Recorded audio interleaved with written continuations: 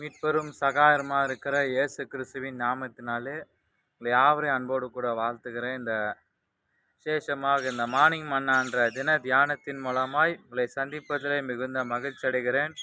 கர்த்தர் இந்த நாளிற்குரிய வார்த்தை, இஸ்ரவேலின் முதல் நியாயாதிபதியிடமிருந்து நாம் கற்கும் பாடங்களுடைய ஆதார வசனம் நியாயாதிபதிகள் 3:9. கர்த்தர் ஒத்தேனியேல் என்கின்ற ஒரு இரட்சகனை ஆண்டவர் அவர்களுக்கு ஏற்படுத்தினார். ஆனால் நியாயாதிபதி புஸ்தகத்தில் ஒத்தேனியேல் என்று ஒரு முதல் நியாயாதிபதி. ஆகவே இந்த வேதாகம வரலாற்றில் முக்கியத்துவம் வாய்ந்தவன் தான் இந்த ஒத்தேனியேல். யூதா கோத்திரத்தின் ஒத்தேனியேல் என்பதற்கு என்ன தெரியுமா? தேவன் வல்லவர் என்ற பொருள் படுகிறது. ஆமேன்.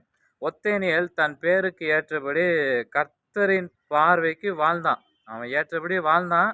ஆனால் கர்த்தரின் பார்வைக்கு பொல்லாப்பானதை செய்தால் அவன் கோபம் அவர்கள் மேல் பற்றி எறிந்தது. ஆனால் அவர்களை மெசபத்தோமியாவுடைய ராஜாவான சூர்சான் ரிஷிதாபின் கையில் தான் விற்று போட்டாங்க. 8 வருஷம் அந்த இஸ்ரேல் மக்கள் மெசபத்தோமியா ராஜா கிட்ட அடிமையாயிட்டாங்க.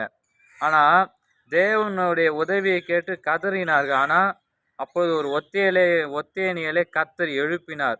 மெசபத்தோமியாவின் ராஜாவை அவன் தோற்கடித்தானாம். பாருங்க, ஒத்தேனியல் ரொம்ப தைரியசாலியா வாய்ந்தவன். அவன் மேல் கர்த்தருடைய ஆவி வந்து இறங்கினதுனால அவன் ஆண்டவருக்கு அவன் உபயோகமா இருந்தான்னு சொல்லி நியாயாதிபதிகள் 3:10 வாசிக்கிறோம். ஒத்தேனியல் இஸ்ரவேலை விடுதலை செய்யும் ஆற்றலை தனக்குள் கொண்டிருக்கவில்லை. ஆனால் கர்த்தருடைய ஆவி அவன் வாழ்வை தம் கட்டுப்பாட்டிற்குள் கொண்டு வந்த பிறகுதான் தேவனால் அவனுடைய மகத்தான விதங்களில் அவனால் உபயோகிக்க முடிஞ்சது. ஆமேன். இஸ்ரவேலை விடுவித்து ஒத்தேனியேல் அல்ல, தேவனே அவன் மூலமாய் கிரியே அதன் மூலமாக அவனை செய்ய முடிந்தது. ஆமே. நாம் ஜெபிக்கலாமா?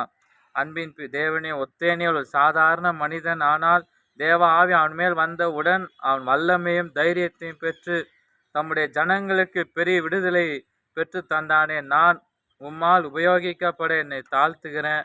உம் ஆவியால் என்னை நிரப்பி பலப்படுத்தும். இயேசுவின் நாமத்தில் ஆமேன். Have a blessed day. God bless you.